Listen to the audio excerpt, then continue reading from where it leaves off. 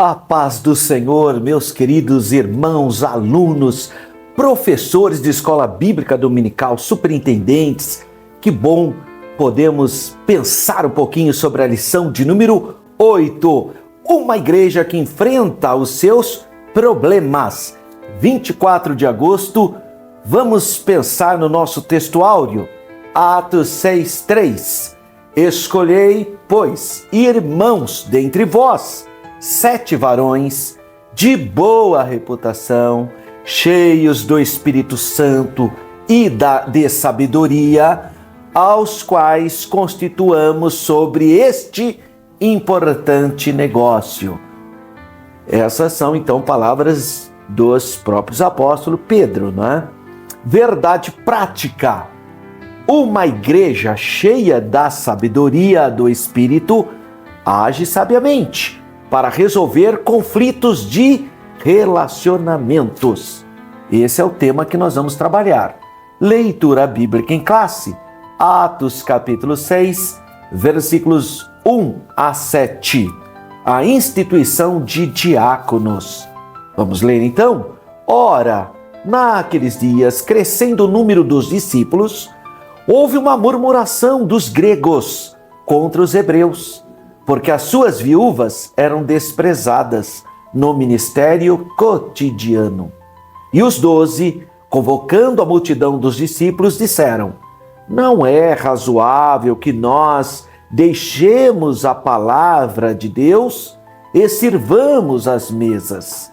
Escolhei, pois, irmãos, dentre vós, 7 varões de boa reputação, cheios do Espírito Santo. Significa o quê? Batizados no Espírito Santo, revestidos de poder e de sabedoria, aos quais constituamos sobre este importante negócio. Mas nós perseveraremos na oração e no ministério da palavra. Esse parecer contentou a toda a multidão e elegeram Estevão, homem cheio de fé e do Espírito Santo, e Felipe, e Prócoro, e Nicanor, e Timão, e Parmenas, e Nicolau, o prosélito de Antioquia. E os apresentaram entre os apóstolos, e estes, orando, lhes impuseram as mãos. E crescia a palavra de Deus em Jerusalém, se multiplicava o muito número dos discípulos, e grande parte dos sacerdotes obedecia à fé. Então, o tema dessa lição 8 é uma igreja que enfrenta os seus problemas. Quais os objetivos dessa lição de número 8?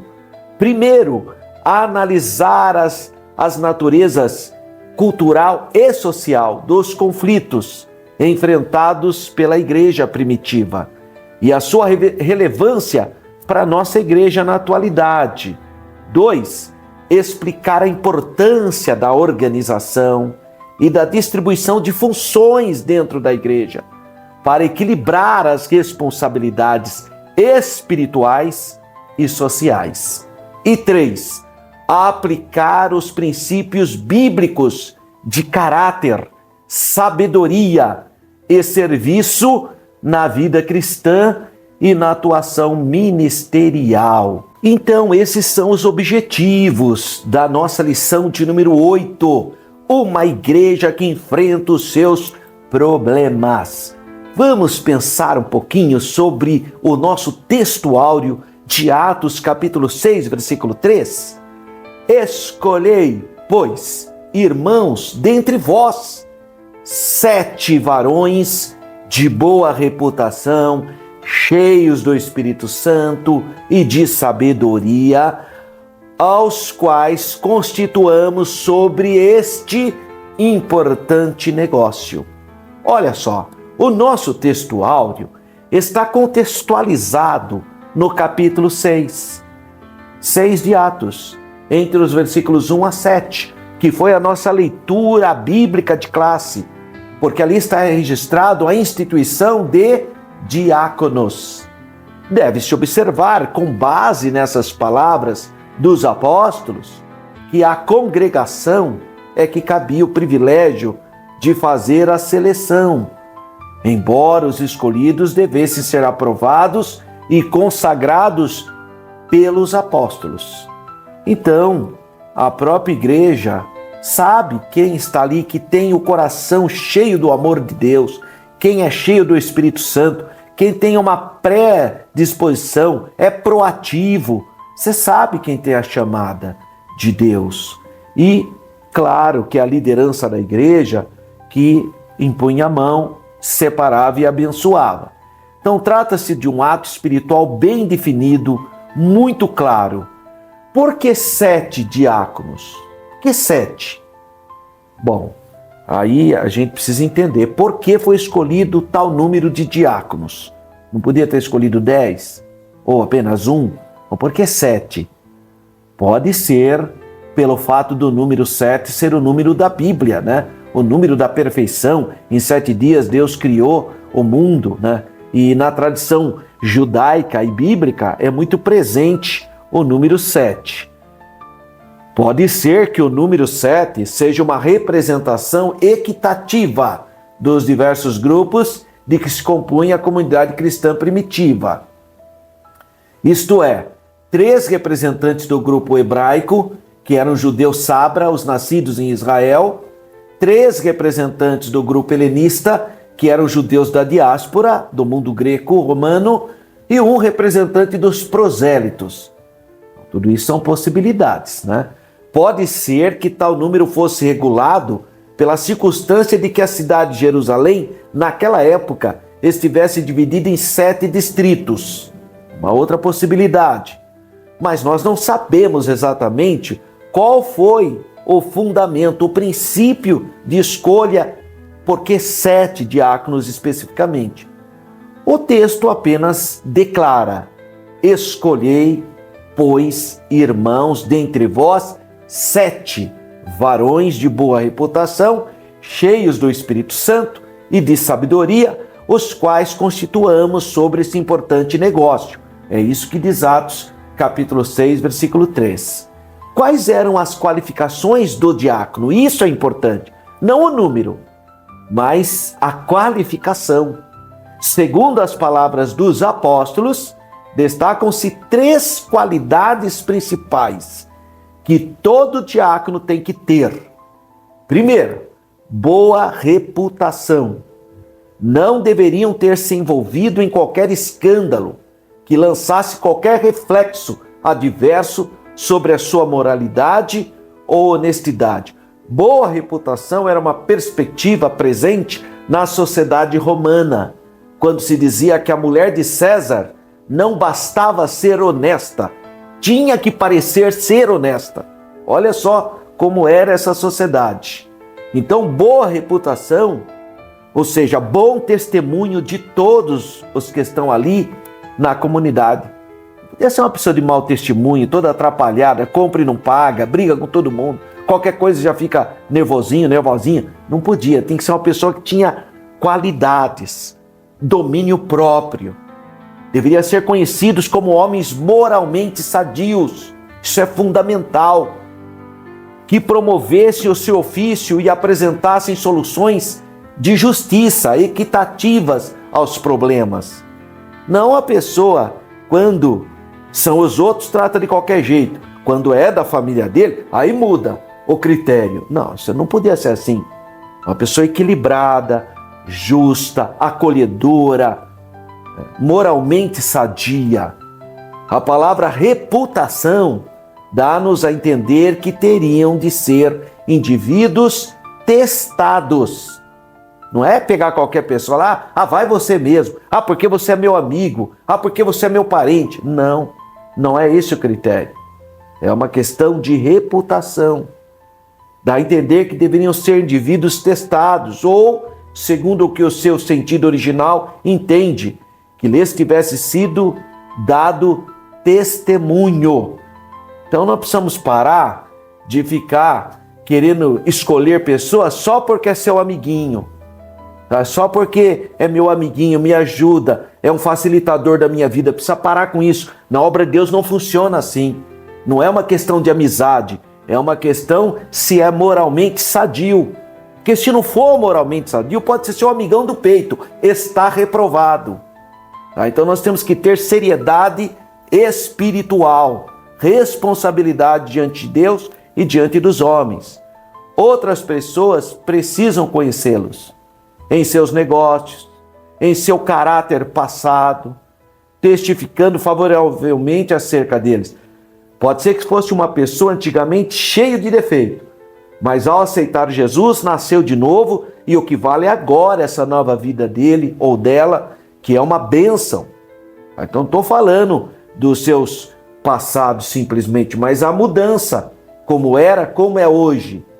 Então a ideia é ser pessoas que tenham o temor de Deus. Então primeiro elemento, para ser diácono, tem que ter boa reputação. Quem não é moralmente sadio, não está apto para o diaconato e nem para qualquer outro cargo da igreja. Segundo, cheios do Espírito Santo.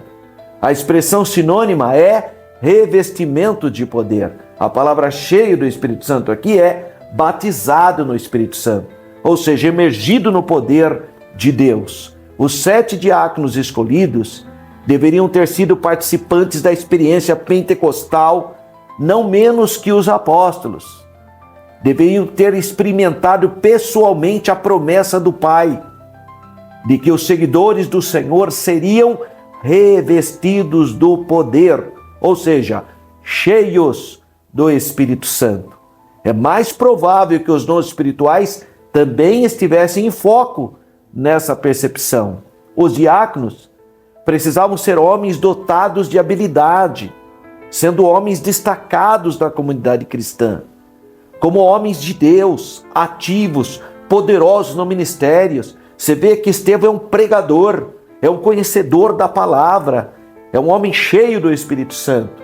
Então o diácono ele tem que ter habilidade para resolver conflitos com palavra de paz, de carinho, de acolhimento.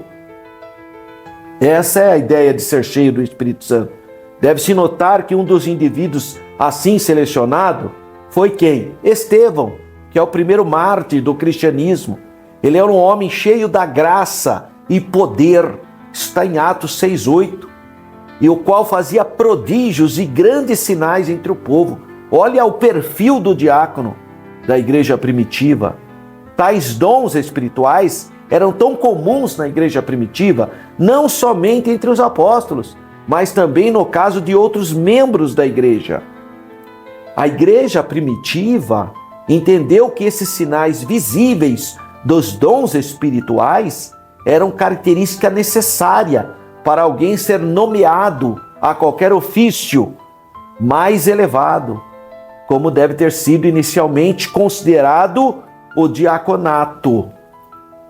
O Espírito Santo, sem dúvida, operava graças a obras especiais de fé, de amor, de bondade, de paciência, de longanimidade, de mansidão. Isso é o fruto do Espírito, conforme Gálatas 5:22, os quais seriam úteis para o correto exercício de suas funções. Diáconos significa servidor. E 3, cheios de sabedoria. Então, além de boa reputação, além de ser uma pessoa espiritual, cheia do Espírito Santo, com habilidades espirituais, tinha que ter sabedoria. Naturalmente, essa qualidade era o resultado direto do poder habilitador do Espírito Santo. Os diáconos tinham que rejeitar as murmurações e como cuidar delas, sabendo também cuidar dos que eram dados à fraude, à calúnia, à traição por palavras, pois em seu trabalho de administração dos recursos econômicos, como dinheiro, naturalmente, se encontravam com muitas pessoas de índole duvidosa. Então a sabedoria dos diáconos precisava ser terrena e prática, dando eles exemplos de discrição, de boa administração, além de aptidão pelas coisas e soluções práticas. Quer dizer, o diácono ele resolve o problema, tem essa graça de Deus. Contudo, essa sabedoria também teria de ter um aspecto espiritual, fazendo com que olhassem para os seus semelhantes com espírito de amor, de ternura, de bondade, de acolhimento, sempre considerando o seu destino espiritual e eterno, visando o avanço e o desenvolvimento espirituais de suas almas. Então, olha a relevância, a importância da figura do diaconato. Pessoas qualificadas, experimentadas, sadias moralmente, espiritualmente, cheias do poder de Deus, com sabedoria. Então, são os elementos para a separação do diácono. Teriam de ser homens que cuidassem tanto das necessidades físicas como das necessidades espirituais de muitas pessoas. Teriam de ser indivíduos altamente qualificados para o ofício diaconal. Paulo, na sua carta em 1 Timóteo, capítulo 3, ele faz as seguintes observações a respeito do diaconato, que está aqui então na primeira carta que Paulo escreveu a Timóteo, capítulo 3. Ele fala aqui a respeito dos bispos, né? Ele vai falando aqui, e depois ele inicia a partir do versículo 8. Ele começa a falar dos diáconos. Da mesma sorte, os diáconos sejam honestos, não de língua dobre, não dados a muito vinho, não cobiçosos de torpe ganância, guardando o mistério da fé em uma pura consciência. E também esses sejam primeiro provados, depois sirvam, se forem irrepreensíveis. Da mesma sorte as mulheres sejam honestas, não maldizentes, sóbrias e fiéis em tudo.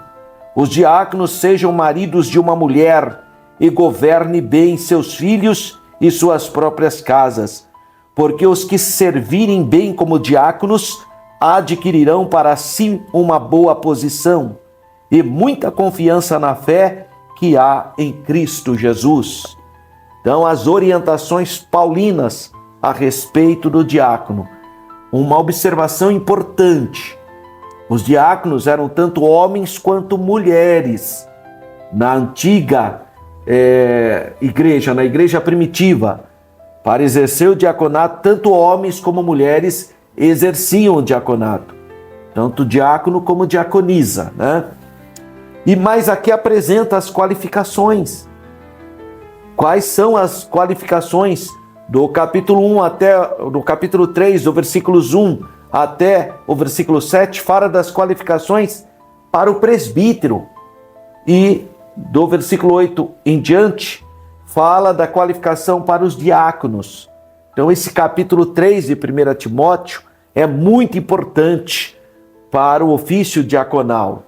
Aqui no livro dos Atos, onde é o precursor do diaconato, no capítulo 6, na igreja cristã, e originalmente, sem dúvida, muito se assemelhava aos ofícios pastoral e diaconal dos anos posteriores. E a igreja evangélica recuperou essa prática presente na igreja primitiva, tomando todos os cuidados na separação do diácono. Mas esses três primeiros elementos, aqui que envolve o nosso texto maior, é fundamental. Ou seja, o diácono tem que ter bom testemunho, tem que ser moralmente sadio, tem que ser cheio do Espírito Santo e tem que ter sabedoria, fruto do Espírito, para administrar o diaconato na vontade de Deus. Então, essa lição de número 8 vai apontar essa temática, uma igreja que enfrenta os seus problemas. Vamos para a introdução do conteúdo da lição de número 8. Nessa lição, exploraremos a diaconia bíblica, um ministério essencial de serviço na igreja, que nos ensina sobre o serviço ao próximo. A Bíblia nos mostra que a igreja mesmo em seus primórdios, enfrentava desafios, mas a busca por soluções em Deus era fundamental. Buscar a presença de Deus. A criação do ministério dos diáconos não foi para estabelecer uma hierarquia, primeiro apóstolo, depois diácono. Não foi isso. Mas foi para organizar o serviço social da igreja, mostrando que todos os líderes são chamados a servir. No fundo, todos nós temos uma diaconia, ou seja, somos servidores da obra de Deus. O que realmente importa no reino de Deus é a predisposição, a disposição em servir independentemente de cargo ou de tarefa, pois o serviço é essencial no trabalho da igreja. Você não precisa ter um cargo para ser um membro ativo, um evangelista, um cuidador, um visitador, um servidor da igreja. Agora, conforme você vai desenvolvendo todo esse trabalho, a própria igreja reconhece em você esse trabalho. Assim que funciona também a separação para o ministério da palavra. A pessoa vai pregando, vai desenvolvendo, daqui a pouco a própria igreja está chamando de pastor, a pessoa nem é pastor. Eu nem era pastor. Eu lembro como se fosse hoje, eu pregava, ensinava, as pessoas me chamavam de pastor, mas eu não era. Então a própria igreja reconhece o ministério da pessoa. Depois é só uma questão de oficializar o que já é reconhecido pela igreja. Então a palavra-chave da lição 8 é a palavra diaconia. Primeiro tópico da lição 8, a identificação dos conflitos. 1.1, conflito de natureza cultural.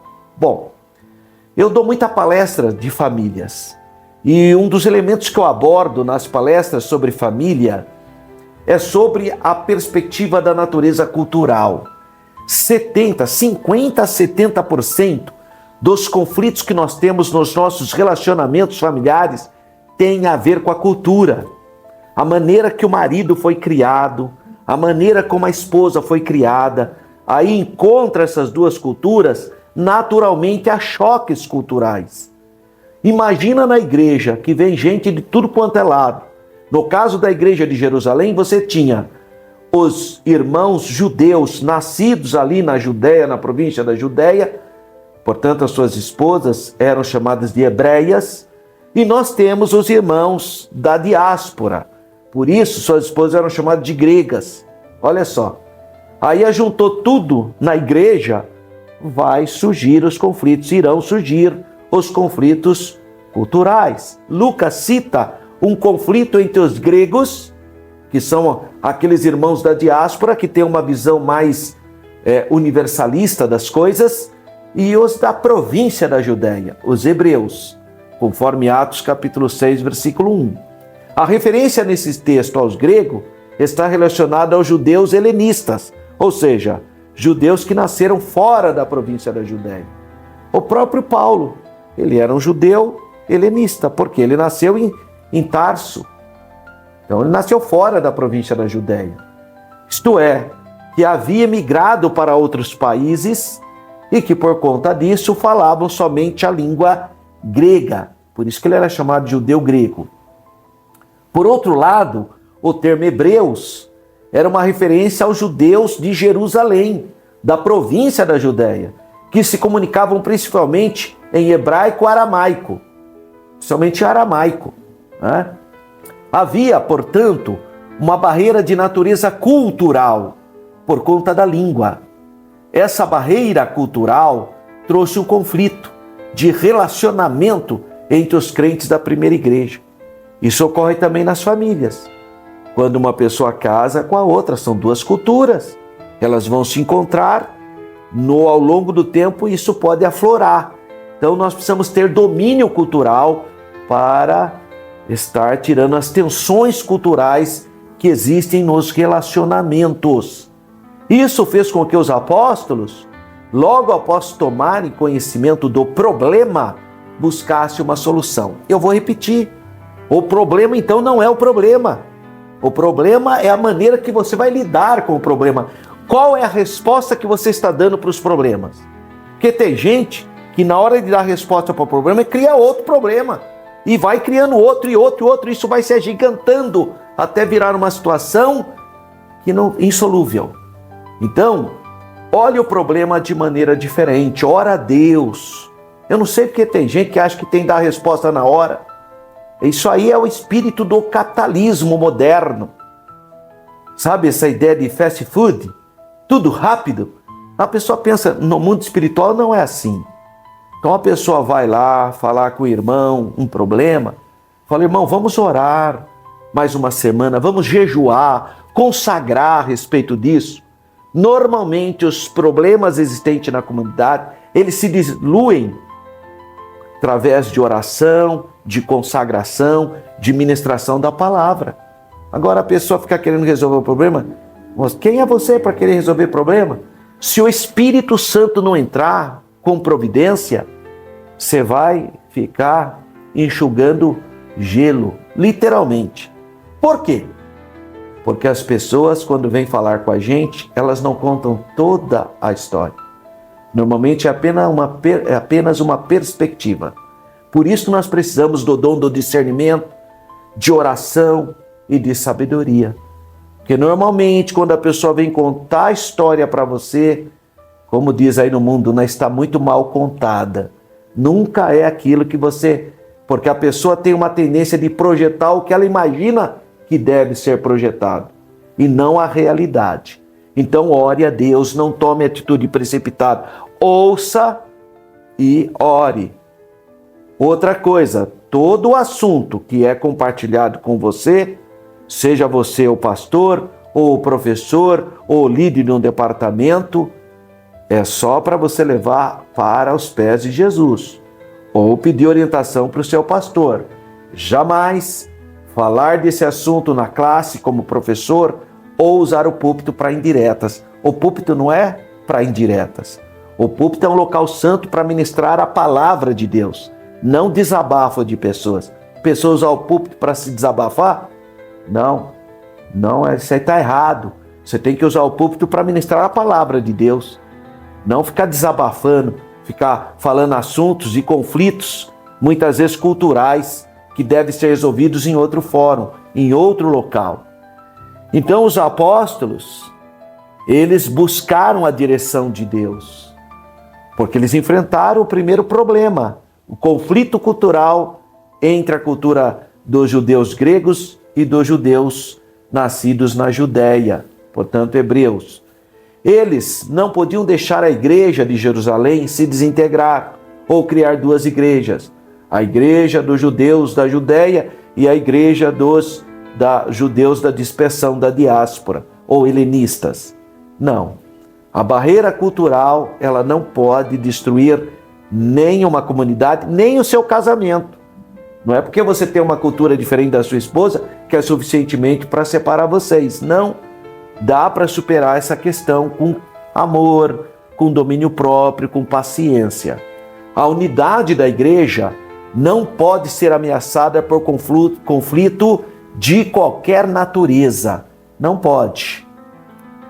1.2. Conflito de natureza social. Nós vimos primeiro o conflito de natureza cultural, agora o social. Lucas explica que, em razão daquela diferença cultural, isso tinha uma consequência social. Ou seja, as viúvas dos gregos eram desprezadas no ministério cotidiano. Aqui fica evidente a natureza social do problema. As viúvas de fala grega estavam sendo negligenciadas na destruição diária. O conflito se instalou e precisava de solução. Nós temos o problema então. Como lidar com esse problema? Fica em evidência que a igreja não é só um organismo, ela também é uma organização. Além do organismo vivo de Cristo, ela é uma organização. Isso é um fato. Ela tem sua esfera espiritual, mas também social. A igreja, na perspectiva espiritual, é um mistério. Deus revelou para Paulo. Pode ler Efésios. Mas também a igreja é uma instituição. Pode ler lá em Atos. Era, portanto, essa parte social que estava em desequilíbrio e precisava de cuidados. 1.3. Qual é a prioridade? Muito comum a ideia de que o cristão deve cuidar apenas da esfera espiritual e aí acaba negligenciando a parte social. É mais ou menos igual aqueles irmãos que dão muita ênfase à fé e esquece das obras. Então, é verdade que a fé é fundamental. Sem fé é impossível agradar a Deus. Mas quem tem fé gesta frutos, que são as boas obras. Não para a salvação, mas como consequência da salvação. Cria-se dessa forma um entendimento nada bíblico de que a primeira deve ser privilegiada e a segunda negligenciada. Olha que absurdo. Privilegia só a vida espiritual em detrimento à sua vida social. E não há necessidade disso, porque uma coisa não exclui a outra. Assim, por exemplo, um evento musical recebe grande atenção quando mexe com as emoções, enquanto um trabalho social, em uma igreja local carente, conta com poucas adesões. Então vai fazer um evento que é espiritual, de adoração, aí vai, somente quando é a apresentação de um louvor, etc., você vê um grande envolvimento, uma grande adesão. E aí quando falar, agora nós vamos fazer um trabalho social, aí cai bruscamente as adesões. Negligenciar os mais necessitados é pecado. Tanto no Antigo Testamento tem denúncias contra isso. O profeta Isaías, capítulo 58, versículo 6, exorta sobre essa questão, mas no Novo Testamento também. Mateus, capítulo 25, versículo 35 a 38. Então nós encontramos muitas questões relativas ao acolhimento dos menos favorecidos ou das pessoas em estado de vulnerabilidade. É muito importante que nós estejamos atentos nessa questão. Olha só o que diz Mateus 25, 35. Porque tive fome e deste-me de comer. Tive sede e deste-me de beber. Era estrangeiro e hospedastes-me. Estavas nu e vestistes-me. Adoeci e visitastes-me. Estive na prisão e fostes ver-me. Então os justos lhe responderão dizendo: Senhor, quando te vimos com fome e te demos de comer, ou com sede e te demos de beber? E quando te vimos estrangeiro e te hospedamos, ou nu e te vestimos? E quando te vimos enfermo ou na prisão e fomos ver-te? E respondendo o rei, lhes dirá: em verdade vos digo que, quando fizeste a um destes meus pequeninos irmãos, a mim o fizestes. Então dirá também aos que estiverem à sua esquerda: apartai-vos de mim, maldito. Aí ele vai exortar as pessoas desobedientes. Então, até o versículo 38, nós podemos observar a exortação do Senhor, incentivando a prática do acolhimento e do trabalho social, que são boas obras. Não podemos ignorar a situação social do menos favorecido e pensar que dessa forma estamos adorando a Deus em espírito e em verdade. Não, irmão. Nós temos que acolher, ajudar, abençoar. Eu dou graças a Deus pela vida dos irmãos que semeiam na vida dos missionários. No caso nosso, em Campinas, a nossa igreja mantenedora do Instituto Paulo Freire de Ação Social, aproximadamente 200 crianças são acolhidas, recebem refeição, recebe carinho, recebe fortalecimento de vínculos, aula de música, esporte, reforço escolar. Então, isso tudo é uma coisa abençoada e abençoadora.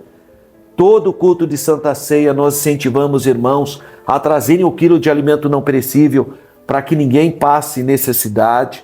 E eu glorifico a Deus porque os irmãos têm respondido positivamente essa importante forma de adoração a Deus. Então, o resuminho do tópico 1, ou seja, a sinopse do tópico 1, declara que a igreja primitiva enfrentou desafios internos que exigiram sabedoria para manter a unidade. Segundo tópico, a delegação de tarefas. 2.1. O ministério da oração e da palavra. Diante do conflito, os apóstolos perceberam que a parte da comunidade que estava sendo negligenciada precisava de cuidados. Eles estavam todos alegres, pregando a palavra, mas viram que tinha uma falha na parte social. Contudo, eles também perceberam que não poderiam resolver o problema criando outro. Então eles não podiam parar de pregar para ir cuidar da parte social, porque aí criaria um outro problema. Então cuidar dos mais necessitados era uma missão urgente da igreja naquele momento. Mas os ministérios da oração e da pregação da palavra de Deus também o eram. Então não era para fazer uma coisa nova negligenciando a antiga. Não, eles tinham que fazer as duas coisas. Atos 6,4 mostra isso. Tanto a parte social como a parte devocional e evangelística fazem parte de uma única missão da igreja. Então uma coisa não exclui a outra.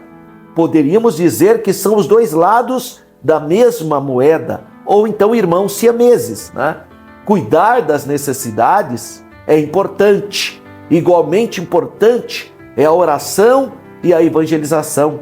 Então, irmão, vou parar de orar porque eu preciso entregar sopa para as pessoas.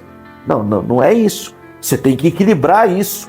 Ou então, um grupo faz uma coisa, outro grupo faz outra coisa. Então, pode ser feito as duas coisas com sabedoria e com estratégia. 2.2. Não há conflito entre tarefas. Não podemos ler Atos 6 como se o ministério de oração e da pregação estivesse em oposição com o ministério do serviço social. Não há essa contradição, onde um é considerado mais espiritual e outro menos. Tudo faz parte da única missão da igreja. É um todo e deve ser feito com carinho. Assim, se a igreja ora e prega, mas não cuida dos necessitados, ela fala em sua missão. Ela cai lá na carta de Tiago, quando Tiago fala: mostra-me a sua fé sem obras e eu mostrarei minhas obras pela fé. E o assunto ali não é a fé salvífica, é a fé que tem a ver com o cuidado dos necessitados, porque ele fala de comida, de fome, ele fala de roupa, está falando da ação social. Da mesma forma, se a igreja se torna apenas um centro social, negligenciando a oração e a pregação, ela perde a sua essência. Claro, então precisa tomar cuidado para não cair em nenhum extremo, tem que fazer as coisas juntos. Porque senão a pessoa vai desprezar a parte espiritual para ficar cuidando apenas da parte social. Não é essa a função da igreja. Então aí ela deixa de ser igreja de Cristo. Por isso também falha em sua missão. Aí vira apenas uma organização, uma ONG, né? Uma organização sem fins lucrativos, só isso. 2.3. A diaconia, que é o resultado para a resolução do problema. O parecer dos apóstolos foi que eles constituíssem pessoas habilitadas, capacitadas, de boa reputação, cheia do Espírito Santo, cheia de sabedoria, sobre o que eles denominaram de este importante negócio. Atos 6:3. É, portanto, uma referência ao serviço, ou à diaconia, identificado no versículo 3 como servir às mesas. Atos 6:3. A palavra diaconia tem a ver mais com a função do que com a forma. Assim, em Atos capítulo 6, o que está mais em destaque é a função exercida pelos sete diáconos do que o cargo ou ofício ocupado por eles. O contexto favorece esse entendimento. Contudo, essa narrativa da Bíblia fundamenta a instituição do diaconato cristão. Outro sim, devemos enfatizar aqui que a diaconia era vista pelos apóstolos como um importante negócio, ou seja, algo necessário à igreja. Esse entendimento apostólico contradiz o que muitos pensam atualmente a respeito do serviço da diaconia. Infelizmente, aos que enxergam o diácono como um obreiro de classe inferior. Falar, você é simplesmente um diácono. Olha aqui, que coisa. Uma vez, um irmão perguntou para um outro irmão: irmão, o que você é na igreja? Falei, irmão, eu sou membro. Irmão, é membro ainda? Falei, mas ser membro da igreja é a coisa mais gloriosa que existe. E ele falou, nossa, então irmão não é nada na igreja? Como que não é nada? Ser membro da igreja, membro do corpo de Cristo, porque na cabeça daquele irmão ele tinha que ter um cargo. E outro então, mais ainda arrogante, o irmão falou assim para ele, o irmão é crente? Ele falou, não, eu sou pastor. Ah, irmão, meu Deus do céu. Então ele não é crente? Veja a mentalidade. O irmão é crente? Não, eu sou pastor. Olha que fraquezinha, né? É uma falha grosseira. Não, irmão, você é crente sim. E você exerce o ministério pastoral. Tá? Agora pergunto, você é crente? Não, eu sou pastor. Que história é essa? Então você não é crente? Quer dizer, veja aqui, que fraqueza. Infelizmente, aos que enxergam o diácono ou o diaconato como um obreiro de classe inferior. E não é. Não é. É uma falha a pessoa que enxerga assim. O contexto bíblico, a diaconia é um serviço especial, onde somente pessoas especiais, isto é, com as qualificações bíblicas exigidas, podem trabalhar. Não é qualquer pessoa que pode ser diácono. Porque para ser diácono, tem que ser uma pessoa de boa reputação, ser cheia do Espírito Santo, ser cheia de sabedoria. Então são pessoas qualificadíssimas, graças a Deus. Então, um resuminho do tópico 2. Os apóstolos instituíram diáconos para equilibrar o ministério da pregação da palavra, da oração e do serviço social. Item 3, tópico 3. Seguindo os princípios cristãos. 3.1. Privilegiando o caráter nas exigências das qualificações para o diaconato, o caráter ganha ênfase. Olha só o que diz o nosso texto áureo de Atos 6.3.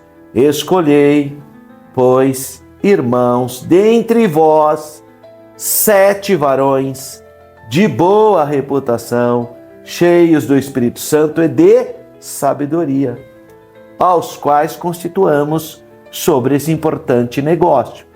Aqueles que iriam cuidar das mesas deveriam ser pessoas de boa reputação.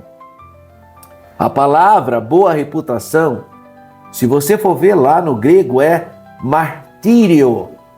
Significa testemunha, ou então mártir.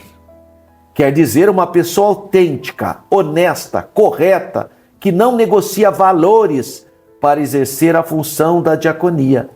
Às vezes pensamos que essas exigências não eram apenas para os dias da Bíblia, só para o primeiro século. Isso é um evidente equívoco. Se para aqueles que se dedicavam apenas em servir as mesas, isto é, aos diáconos, era exigido boa reputação, então o que dizer dos pastores, dos presbíteros, dos evangelistas, daqueles que cuidam de todo o rebanho? Então temos que fazer essa reflexão. Se o diácono é exigido essas qualificações, e dos pastores então? 3.2. Exercitando os dons espirituais. Essas pessoas encarregadas da diaconia da igreja, além da exigência de boa reputação, deveriam ser cheias do Espírito Santo e de sabedoria. Defender a boa ortodoxia, a doutrina correta. Precisavam conhecer a Bíblia, irmão. Como é que pode um diácono que nem conhece a Bíblia? Como é que pode um presbítero que não conhece a Bíblia? O que é que eu sugestiono para você que é diácono? que é presbítero, que é professor de escola bíblica dominical, você tem que ler a Bíblia todo dia. Você tem que orar todo dia. Você tem que conhecer a doutrina da igreja. No nosso caso, nós temos a declaração de fé. Você tem que ter a declaração de fé. Conhecer o que nós cremos, para não ser levado por qualquer vento de doutrina. Era necessário que essas pessoas também fossem cheias do Espírito Santo e de sabedoria. É possível uma pessoa ser ortodoxa, eticamente irrepreensível, contudo não ser quebrantada e nem possuir fervor espiritual. É verdade, tem gente de boa índole, gente que conhece Bíblia, mas não tem sensibilidade espiritual, não tem fervor, não tem a graça de Deus na vida. É incrível isso. Da mesma forma, é possível uma pessoa exercitar os dons espirituais, contudo não ter sabedoria nenhuma. Olha só, porque não busca o fruto do Espírito, porque não busca de Deus a sabedoria. É uma pessoa espiritual, grita, ora, fala línguas, é uma bênção, mas não tem sabedoria, vai lidar com as coisas, vira confusão. Então uma coisa não pode funcionar sem outra. São três coisas, não pode faltar, senão fica manco. Não tem? O tripé é esse. Qual? Boa reputação, cheio do Espírito Santo e de sabedoria. O ideal de Deus é que o cristão viva corretamente, exercitando os dons espirituais com sabedoria no exercício da diaconia. O diácono cheio do Espírito Santo, um diácono que tem dom do discernimento de espírito, é uma bênção para a igreja. Um diácono cheio de fé, tem o dom da fé, é uma bênção na casa do Senhor. Então, resuminho do tópico 3. A escolha dos diáconos seguiu critérios espirituais, destacando caráter, fé, compromisso cristão e fervor espiritual. Vamos para as considerações finais. Aprendemos nessa lição de número 8 a importância do serviço cristão. A igreja espiritual é também social. Devemos nos dedicar tanto ao ministério da oração e pregação, como também à assistência aos mais necessitados, às pessoas vulneráveis. A igreja que cuida da alma também deve cuidar do corpo. Deus não é glorificado na desgraça de ninguém. Uma pessoa que está com necessidades alimentar ou de uma oportunidade para trabalhar, tem que ser acolhida. E a igreja faz isso. Se há um necessitado em nosso meio, nós sabemos que existem pessoas, às vezes estão desempregadas, às vezes é um momento apenas específico, é algo momentâneo, às vezes é algo mais prolongado. Devemos considerar os princípios bíblicos ensinados nessa passagem da Bíblia para alcançar essas pessoas, para elas sentirem acolhidas pela igreja. Assim a igreja cresce como igreja de Deus. E o Senhor, que é a cabeça da congregação, a cabeça da igreja, é glorificado. Essa é a intenção, essa é a vontade de Deus, que nós possamos guardar isso no nosso coração. Lance o seu pão sobre as águas, semeia, não retenha além do que é justo, porque a boa mão de Deus estará sobre sua vida. Próxima lição é a lição de número 9, uma igreja que se arrisca. Último domingo do mês de agosto, 31 de agosto, vai ser uma grande bênção essa lição. Uma vez mais, eu quero convidar você que tem recursos econômicos, você que tem disponibilidade, condições de saúde, para vir fazer essa viagem comigo para a Terra Santa. Só Israel, são 9 dias, 16 a 24 de novembro de 2025. E se você tiver condições, vamos passear na Terra Santa, vamos mergulhar na história. Vai ser uma grande bênção. Vamos celebrar a Santa Ceia do Senhor no Jardim do Túmulo. Se você ligar diretamente para a Renova, não deixa de avisar que você quer ir no grupo do professor Alberto, porque tem outros grupos. Venha conosco conhecer a terra do Senhor Jesus.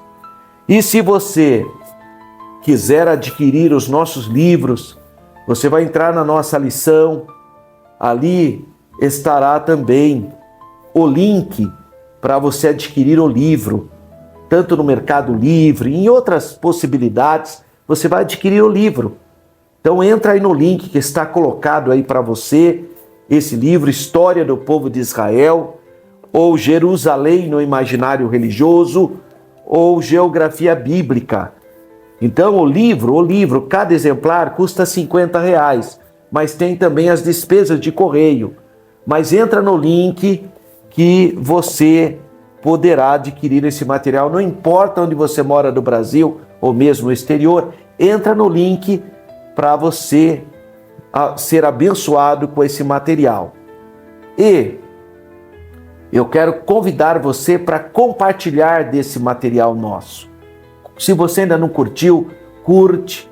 Se você ainda não compartilhou com outras pessoas, outros professores, outros pastores, compartilhe esse material. Que Deus continue abençoando a sua vida. Foi muito bom estar com você. Um grande abraço. Fique na paz do Senhor.